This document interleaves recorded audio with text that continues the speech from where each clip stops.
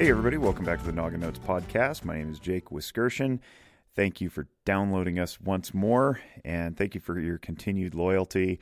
I've had a couple of disruptions lately. We've liked to have been really regular with our weekly installments, but scheduling being that what it is, and life throwing us the curveballs that it does, and technical difficulties being what they are, we've missed a couple weeks here and there. And so I'm glad to be back and talking to you guys. And this is Domestic Violence Awareness Month in America. October serves as that month, during which we bring attention and hopefully more resources and donations to domestic violence resource centers all across the country and local communities as well as nationally.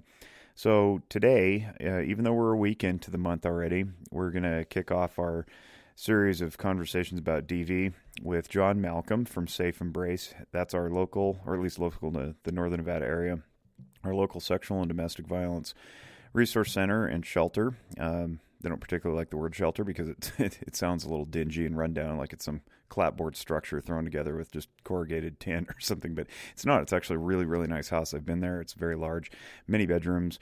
There's a nice backyard, and there's a kennel for the pets. So if you're leaving an abusive relationship, you can bring your pets with you.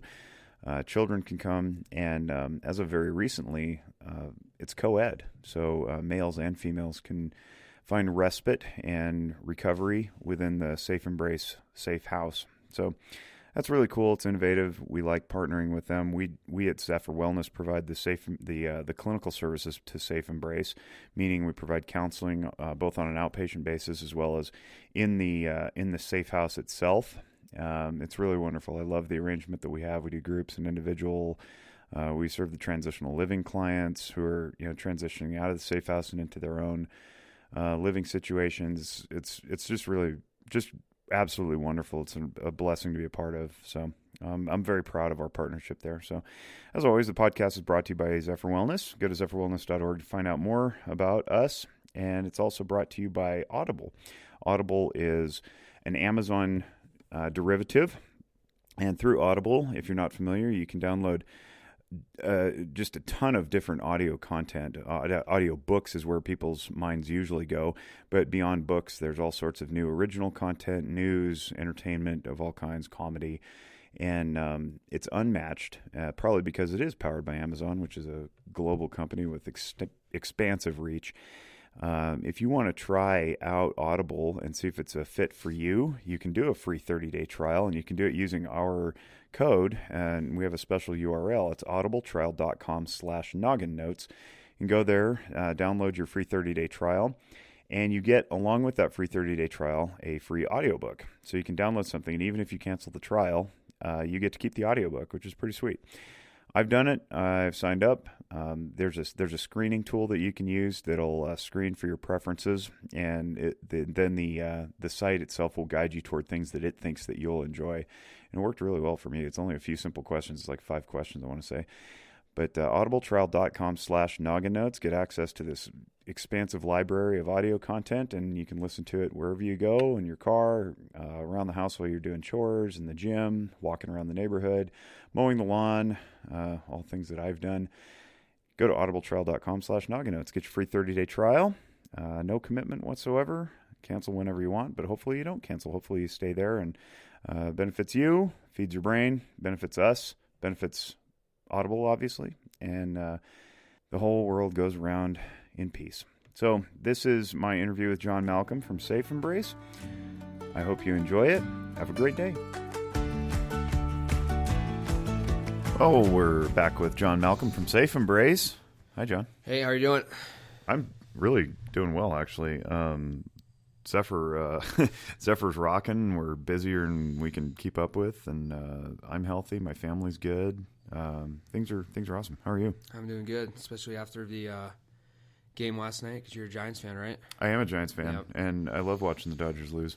I don't necessarily begrudge any particular players, because I recognize that they're human beings also, and I think some of the stuff that's going around on social media, attacking like Clayton Kershaw specifically, is really disgusting. I mean, as funny as it might be, because we poke fun at like celebrities and professional athletes and that kind of thing, and we like to mock their downfalls if we're on the other team or whatever. I don't think it helps the world go around, and so as much as I like watching my rival lose, I don't like watching the political. I'm sorry, the personal, I guess, collateral damage that occurs along the way. Because can you imagine if we took that into any other element, where like a teacher at a school that was your crosstown rival, found out that her students failed, and like all of a sudden we memed the teacher and mocked her for like doing her job poorly? That's not okay. But for some reason, we believe that we're exempt from being human beings and being kind to each other just because these people are on TV. And so I don't know. I have a pretty strong opinion about that. And this probably isn't the show for it because we're talking about Domestic Violence Awareness Month. But it's important. It's a good, I guess, almost like a segue from it, because you kind of see that with our from our shelter that we'll talk about more with our survivors and stuff like that. Go on with that. So you're from Safe Embrace. You've been on the show before. We talked about something that you did before, which was called coaching coaching boys into men, not men into boys. Be the other direction. But you're not doing that anymore. That was a grant-funded project. It was very successful. It had to do with high school sports and teaching cultural awareness for basically being men, but in adolescence. And we don't need to rehash that because there's a whole show on it, and you can go back and listen to that if you're the listening audience. But now you're in a different role, and I want to hear about what Safe Embrace does for people who may not be familiar, and I also want to know what about this new role is that you've taken on. Yeah, so Safe Embrace is a nonprofit here local, located in Sparks, Nevada, that works with victims of domestic violence, sexual assault, and human trafficking. So we provide numerous different kinds of services for our survivors. We provide shelter, emergency shelter, transitional housing, rapid rehousing, legal advocacy, support groups, public trainings, volunteer opportunities, and also free counseling as well. This is Domestic Violence Awareness Month, but you guys also do sexual and domestic violence under one roof. Explain the nuanced difference between the two, and what the different programs are for that. Yeah, so what we've seen, like I said, yes, it is Domestic Violence Awareness Month. We are a triple threat kind of agency working with victims of sexual violence and human trafficking. What we've come to find is advocates that are trained just in the dynamics of domestic violence. They don't necessarily we're not providing the best services for our survivors that have been in human trafficking and sexual violence. So we've been able to tailor our training to have advocates that work just with those victims of human trafficking and sexual violence to provide the best services possible. So I guess if we're going to split hairs on this, domestic violence occurs typically in a romantic relationship and or under the roof of a shared living space, and sexual violence can occur anywhere. I mean, that's your party sexual assaults, date rapes, and then of course trafficking is its own thing. So they are three different beasts, but you can certainly have someone trafficked into a relationship and then be abused. So you can have somebody who's representing all three. I guess I don't know what you call them, afflictions, but they don't necessarily always walk together. If that's accurate. Yeah. No. Absolutely. What you said. Yeah, it's completely accurate. So we've been able to have our advocates be able to train and work with those different kind of populations, because we've seen that, especially with trafficking. Majority of the people that we have countered that have been trafficked know they're traffickers. They're not someone that kind of like a Liam Neeson type kind of Taken kind of movie, which happens 100%, but majority of the time it's people that they know. So what the audience doesn't know is we actually recorded this same podcast, or we tried to, about a week ago, and I didn't turn the microphone on, and so it picked up only from the computer mic, which ended up resulting in something that sounded a little bit like we were being eavesdropped on from across the room. And so we're here re-recording it. I want to spend a little time in that trafficking space, because when you and Jessica's not with us, she's the executive director of Safe Embrace, but she couldn't join us this time. When you guys were talking about this trafficking thing, I was blown away. I learned a ton in just the very short time that we talked. I didn't realize, first of all, how prevalent it was, and then how, I guess, easy it is. And you just touched on it now, where most trafficking occurs with people you know. Dive into that a little bit, and then we'll come back to the DV stuff and your job now. Yeah, so with the trafficking, we talked about people that you know. For example, we see it with immigration. I can help you get across the border, papers, things like that, job guaranteed. And that's where we see a lot of labor trafficking right now, especially in rural Nevada that we talked about last time. For example, we've taken victims from as small as cities as Winnemucca.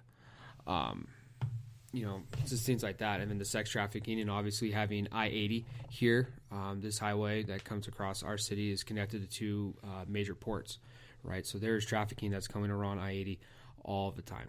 And this is a big hotbed for traffickers to stop and make profit. And you talk about labor trafficking. You're talking about somebody who's enticed with a job to go somewhere. It doesn't have to be internationally. It can be domestically. What kind of jobs are we talking here that would get somebody to jump in with a potential stranger and then be basically like indentured servitude? So, for example, if you look at our youth homeless population right now, 57% of our youth homeless are being trafficked, okay, whether it's sexual or labor. For example, there's these kids who are just looking to find and make $1. Have someone like, hey, I can have you come on my ranch. I'll pay you straight cash, a couple $100, a couple days a week. What do you think? Oh yeah, that'll be awesome. And then they end up staying. They don't get the money. They end up just working for this person day in, day out, kind of thing. So that's where we've seen, for example, when it comes to labor trafficking. Now, if I'm going to play devil's advocate here and just be the contrarian, I would say something like, well, why doesn't the child just leave? And to be honest, when you say youth, we're talking like 18 to 24 Correct. Youth, right? Technically they're adults by legal standing. Typically they're not underage, minor children. But sometimes that happens as well, and people will go, how could parents lose track of their children? Well, these people are in chaos, and maybe parents aren't around. Maybe they're wards of the state, or maybe they never even got into foster care. But to that point about how they arrive there, we say, well, why don't they just leave? I mean, they got there on a train or a bus or whatever. Why can't they just walk off and realize they're not getting paid? Is there violence involved, or what's the threat that's keeping them there working, or maybe even performing sexual favors or whatever that doesn't allow them to leave? Right. So that's a great question, because we can kind of segue that when we talk about domestic violence, right? These traffickers, abusers, however you want to label them as, have one thing in common, and it's power and control. Right, and that power control is used in so many different ways, and especially as traffickers, whether it's direct violence, where it's the black eyes, the broken arms, the beatings, the physical abuse that we all see, but the indirect violence. Maybe it's the threatening of, we'll threaten your family. Maybe it's the financial abuse. Maybe it's the psychological abuse. So there's so many different forms of power and control that these traffickers or abusers use in order to get what they want. Right. Yeah, and I want to make very clear to the listening audience that if you're raised in a healthy environment and you've never been subject to some of these abuses, it's really hard to conceptualize psychological manipulation to the point that a person, quote-unquote, can't leave. It's that they believe they can't leave for some sort of psychological leverage.